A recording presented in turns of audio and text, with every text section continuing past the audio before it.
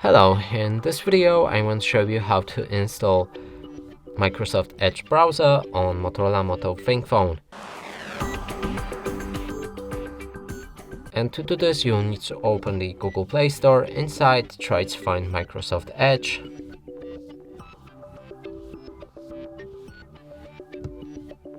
Select this app from the list and install it.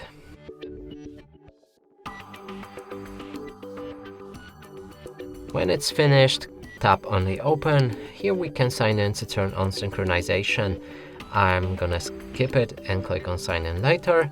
Set up for a data sharing preference, accept or not, and proceed. Lastly, set Microsoft Edge as a default browser, and from here you should be able to start browsing. Open any website, and as you can see, it works fine. And that's it for this video. Hope you like it. Please consider subscribing to our channel, leave a like and a comment below.